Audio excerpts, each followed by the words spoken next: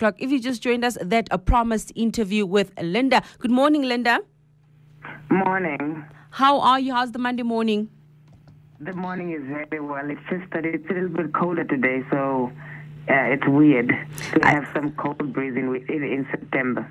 That's the thing with the Namibian weather, it just won't let us be. You know, everything is just a swing in this year. All right, this morning we are talking about access to information. Linda, what is access to information, and am I guaranteed access to information because simply I am a Namibian? Of course you are. Access to information is a fundamental human right which guarantees all citizens to seek and receive it, and also impart information to others. And that is guaranteed by the Article 21 in the Namibian Constitution that speaks about the freedom of speech and expression. Mm-hmm. And this also is extended to the media. But of course, if I just look at you and me, freedom of expression talks about the importance that you have the right to think, you have the right to receive information and knowledge, but also the right to share that knowledge by ensuring that you're able to get information that is accurate and informative, and also will be able to get you to make a decision that enhances your future.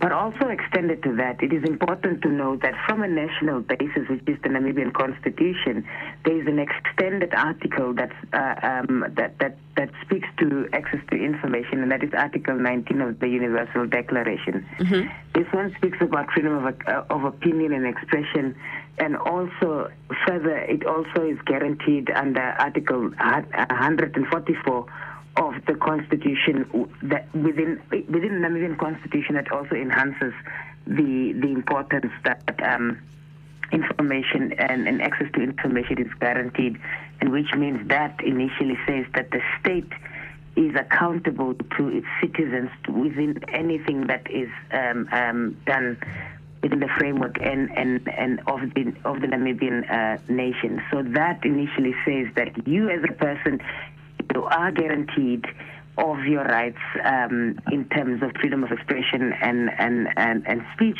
but also that your rights comes with limitations. But that doesn't necessarily mean as a citizen you do not have the right to information, in the sense that if you want to find out about something specifically, you need to be able to access that, and that information needs to be accessible to you. If it's not, then it becomes a problem, and that is why access to information in this country is an important issue to advance, to ensure all citizens are able to make responsible and just decisions for themselves. All right. We've had many bills not being passed in Parliament because maybe the government is not ready. Like the whistleblowers bill has been said to not be ready because we do not have enough money. Now, tell us about the status of the bill which is in regard to access to information. Where is it?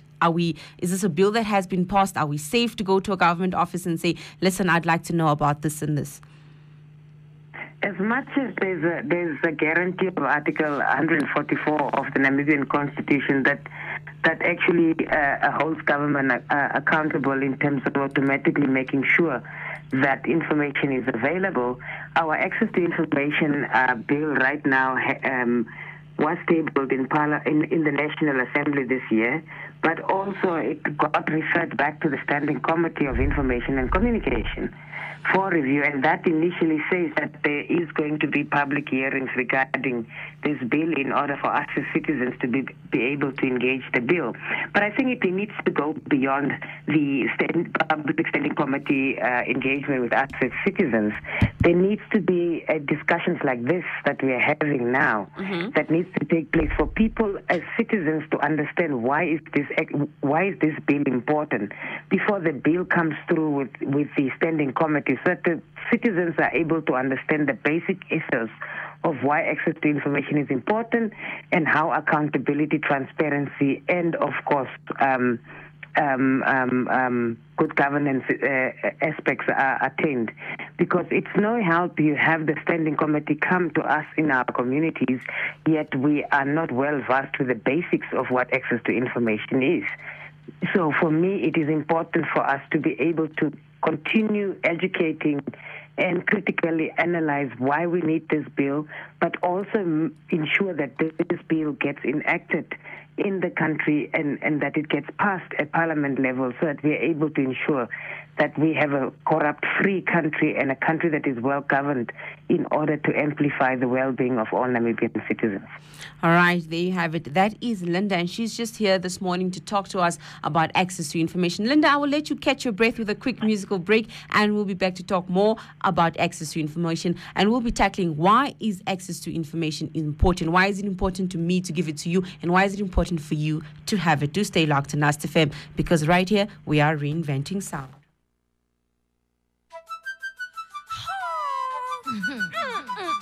I like my coffee black, like. Sugar, sugar,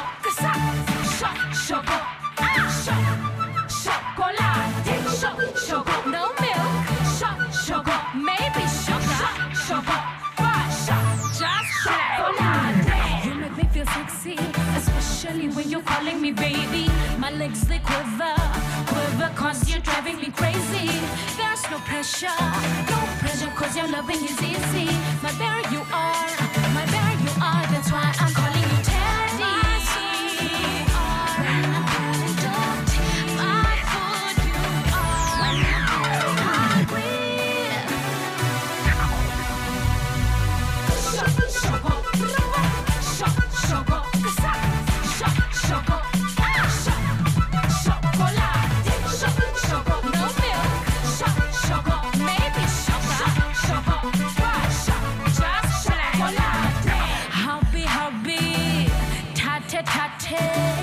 Daddy's all that I love, boy. Hubby, tate, daddy's all that I love, boy.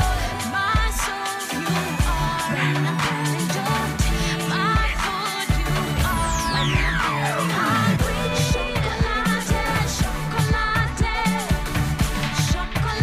Chocolate, all I want.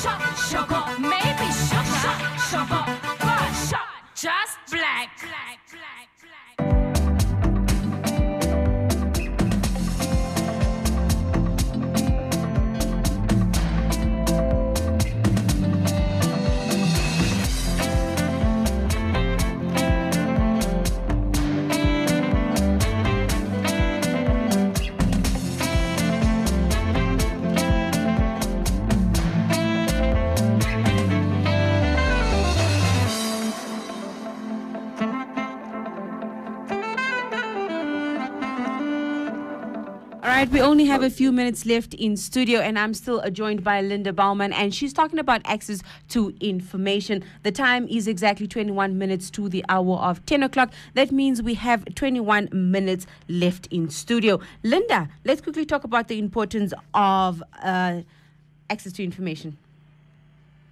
Access to information for you and me as a citizen is very important because it gets us to make informed decisions about our lives. Mm-hmm. That is why you guys on radio keep reminding us about the news that is updated, what is the latest, so that we're able to know the happenings around it, but also how to integrate that within the real lives of reality that we live in our communities.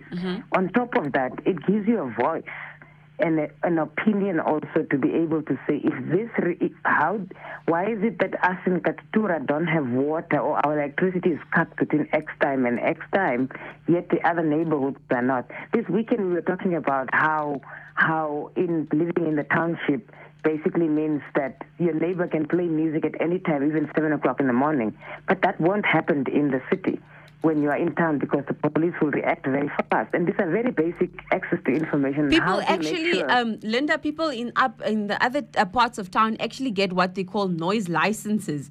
So your neighbor can get a noise license and they can make noise because they have that license. But in where we live, on the other side of town, people just play music. Exactly. And if people had access to information on how to access that little license for that party that they will be having, they will be able to be responsible citizens, to be able to hold the other neighbor accountable. And that is why we talk about access to information, so that people are able to know the restrictions that are in place, or the rules and regulations of the state that needs to apply to us as citizens, also needs to be applied back to the ones that are supposed to be custodians, and that is the state. Meaning that I need to be able to know how to access this license, but at the same time also how I'm able to retain it in terms of holding the state accountable when I am not given, or have access to the servers when my neighbors are so noisy. And that is why we're saying it gives us the opportunity to participate in different democratic processes in the country, whether it is elections, whether it is not, like the noise example we just made. It goes beyond that. And I think it sets clear priorities also about what is it that you want. Like you and I, our issue is education, health, what else is important to me? Food, and then I want a job, and then I want to be able to take care of my family. It's just very basic. And if the state is able to make that accessible to everybody, do you think any Namibian would be problematic if they are not able to feed if they're able to feed their family? They won't. What they would now enhance themselves is to acquire more skills and knowledge to better their lives. So access to information is a very important tool to get citizens to be responsive and also to be engaging their voices in different issues that are affecting us in the country. Definitely. Then the question then arises, I can benefit from it as a member of the public, but how can the government benefit from it? I always say that the reason why the government is always fighting with people about land and the municipality is always breaking away shacks is because they are not communicating. People don't know that this land needs to be serviced before they can live. They see open land and they want to live. So how can the government possibly benefit from access to information? It is important to remember that access to information for the state is very important, yet the state must also not politicize access to information. Those are two different issues for me. So if we look at the premise of access to information, you're looking at a state that is trying to govern a country openly, transparently, but also accountable to its own citizens because they were placed in there by their citizens, as much as they're affiliated to a political party and as much as the political party has a manifesto. It is important to note that the political party's manifesto leads into a national agenda, which again, that national agenda does not, it is at the end not a political national agenda. All these Harambes and 2030 agendas and all of that, those are not political agendas, those are national agendas. And that is what we are talking about in terms of access to information, that the national agenda needs to have clear systems that allow citizens to understand how the program and servicing has been done. And then also at the same time, what fears this, which means at the end of the day, the state is able to benefit, the citizens are able to reflect on the development, but also give opinions and options about what works for them, and also be able to access their citizens, because this is where citizens are able to hold government accountable and expose any form of maladministration and or any form of corruption. But if it is politicized, you always have a state that is going to be problematic in advancing access to information because they are scared of corruption and maladministration. So at the end of the day, in answering your question, how can the public benefit from ATI and or how the state can benefit? This is clear that the state cannot operate without us citizens, because the service is to come to the citizens. Us as citizens are not able to tell if we're not able to access the service, we're not able to tell the government whether they're doing the right thing, or we're not accountable because access to information in accessing that service is not attained. So it is important for us to be very clear that access to information is within the benefit of the citizen and the state itself, and at the same time also it will advance our government, our country, and uplift us as the citizens in order for us to build a better generation for our kids. All right, I have one final question.